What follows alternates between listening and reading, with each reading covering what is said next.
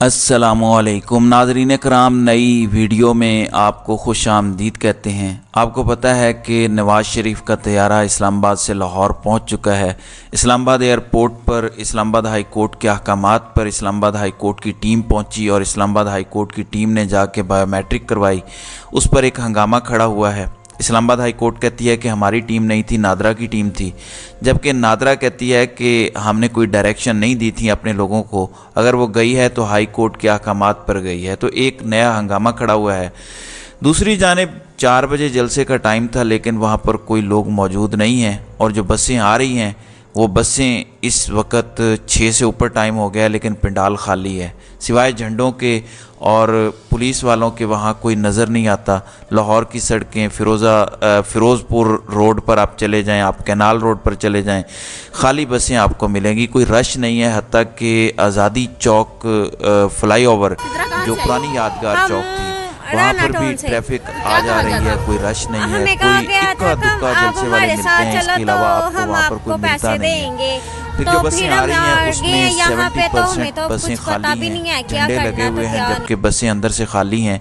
फिर दिलचस्प बात यह है कि जो लोग बसों में आए हैं उनमें से कोई बिहाड़ी से है, कोई किसी और शहर से है, और वो कहते हैं कि हमें लाया गया है, अब हम लाहौर घूमेंगे, जब जाने का टाइम होगा हम वापस आ जाएंगे। अब वो ऐसा ये कल भी चोर थे, आज भी चोर हैं और रहेंगे। वो लाहौर घूम रहे हैं तो कोई ये नून लीग का झंडा आपने पकड़ा हुआ है, बेच रहे हैं, कोई उनके बाप का नहीं है, पैसे से बेच रहे हैं, फ्री में नहीं दे रहे हैं नून लीग का। अच्छा, मुझे लगा आप नून लीग के सपोर्टर हैं। उनसे पूछा कि बताएं आप किसके जलसे में आए हैं। वो दो बातें कहते हैं, एक ये कि पैसे लेकर आए हैं, या वो कहते हैं कि लाहौर घूमने फिरने आए हैं। जाहिर है कई ऐसे हैं जो कभी लाहौर नहीं आए, उन्हें गाड़ी दिहाड़ी और साथ में बिरयानी मुफ्त मिल गई, जबकि उनमें कई ऐसे भी हैं जो सिर्फ इमरान खान की बात करते हैं। नवाज़ शरीफ के झंडे उठा के नवाज़ शरीफ के ख़िलाफ़ नारेबाजी हो रही है, बसों में से वो नारेबाजी कर रहे हैं और पाकिस्तान तहरीक इंसाफ के चेयरमैन इमरान खान के हक़ में नारेबाजी की जा रही है। तो ये सारे का सारा सिनेरियो है। मरियम नवाज़ पहले कहा गया कि वो जलसा गाह की तरफ आएंगी क्योंकि 4 बजे का टाइम था, फिर कहा गया कि वो लाहौर एयरपोर्ट जा रही हैं क्योंकि अभी जलसा गाह में तो इतने लोग नहीं हैं। अब हुआ क्या है, क़यादत ही नहीं है। क़यादत होगी वहाँ पर तो शायद लोग इकट्ठे हों। अगर आप सिर्फ डीजे को बुला लें और वहाँ पर अपने आप नगमे और पंजाबी गाने शुरू कर दें तो यही होगा। मैं समझता हूँ कि जो फ़लस्तीन में हो रहा है, नगमे गाने तो बिल्कुल नहीं होने चाहिए, लेकिन हमने देखा कि रात भी वहाँ पर गाने और डांस था, और पिछले 3-4 दिन से मीनार पाकिस्तान पर बाकायदा तौर पर हायर किए गए डांसर और डीजे वगैरह हैं। करोड़ों रुपए तो सिर्फ साउंड सिस्टम और डीजे को दिया गया है माहौल गरमाने के लिए। अब ऐसी सूरत हाल में कोई क़यादत हो जो वहाँ तकरीरें करे, वहाँ लोगों को वेलकम करे, तो फिर तो है कि आसपास कुछ लोग इकट्ठे हो जाएं, लेकिन वहाँ पर कोई लीडर ही नहीं है। फिर मीडिया के साथ इतनी बदतमीज़ी की जा रही है जिसका कोई हिसाब नहीं है।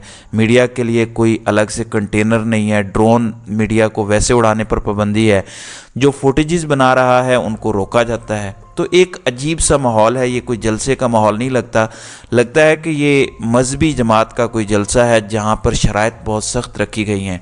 कहा गया कि फ़्रेश होने के लिए नवाज़ शरीफ नीचे उतरे, जबकि बाकी सहाफ़ियों और लोगों को जहाज़ के अंदर ही बिठाया गया, उनको जहाज़ से उतरने की इजाज़त नहीं थी। इसमें ख़बर ये भी है कि सहाफ़ियों को थप्पड़ भी पड़े हैं क्योंकि सहाफ़ियों ने एहतजाज किया कि हमें साथ जाना है। 2 सहाफ़ियों को नवाज़ शरीफ के साथ जाने दिया गया, बाकियों को नहीं जाने दिया। इस पर एक फसाद खड़ा हुआ।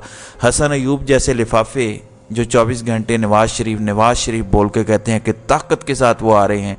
अब ये तो सबको पता है कि ताकत के साथ ही वो आ रहे हैं, ख़ुद तो वो आने जोगे थे नहीं, पूरी कौम जानती है।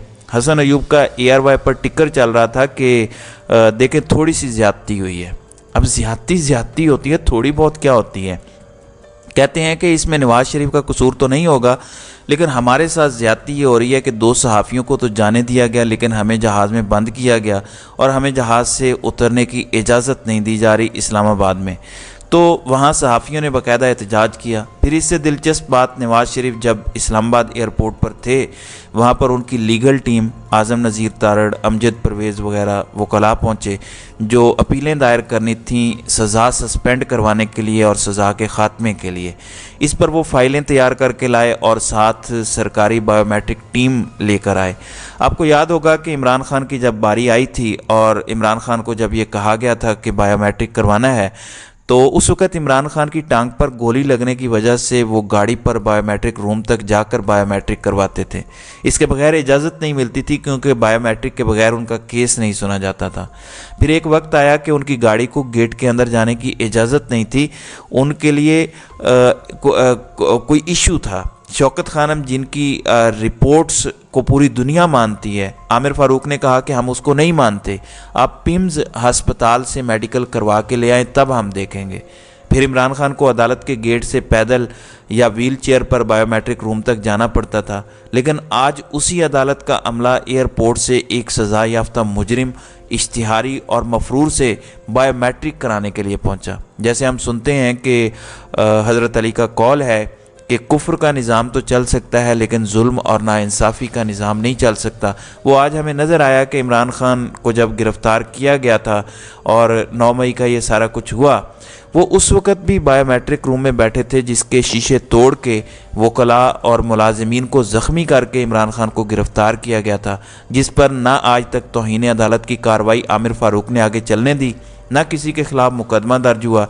जस्टिस मियाँ गुल हसन औरंगज़ेब ने कहा था कि जालिम तो हमारी CCTV फुटेज भी ले गए, यहाँ तक हुआ, लेकिन कोई रिएक्शन किसी ने नहीं दिया।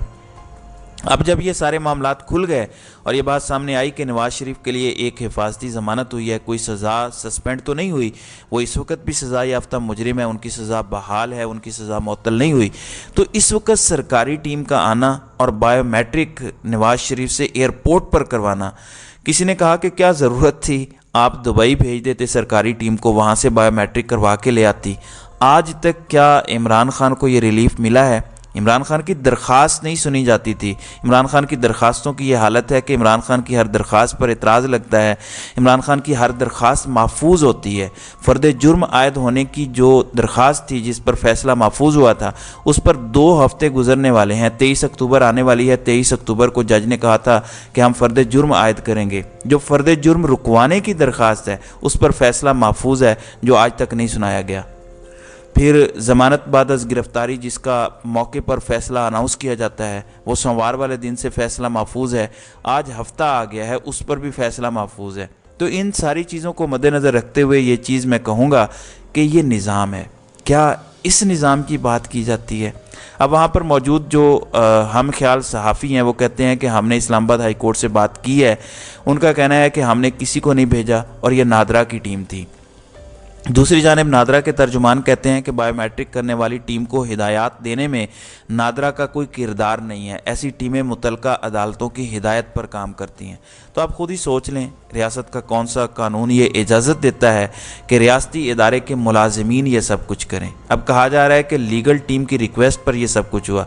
क्या लीगल टीम की रिक्वेस्ट पर रियासती इदारे चलेंगे? कभी ऐसा नहीं होता। अब ये या तो रजिस्ट्रार इस्लामाबाद हाई कोर्ट के अहकामात पर आए हैं या नादरा ने खुद भेजे हैं, लेकिन ये हकीकत है कि तमाम इदारे इस वक्त बादशाह सलामत के सामने सर निगू हैं। अब इसके बाद नवाज़ शरीफ की अपीलें दायर की जाएंगी इस्लामाबाद हाई कोर्ट में। और मज़े की बात यह है कि जो जलसे के लिए लोग आए हुए हैं, जलसे में इस वक्त सिवाय परचमों और पुलिस के कोई भी नहीं है। लाहौर की सड़कें सुनसान पड़ी हैं। अब अरबों रुपए लगाए गए हैं। जो बसें आ रही हैं उसमें लोग नहीं हैं, बहुत कम तादाद में लोग आए हैं और जो आए हैं वो घूम फिर रहे हैं।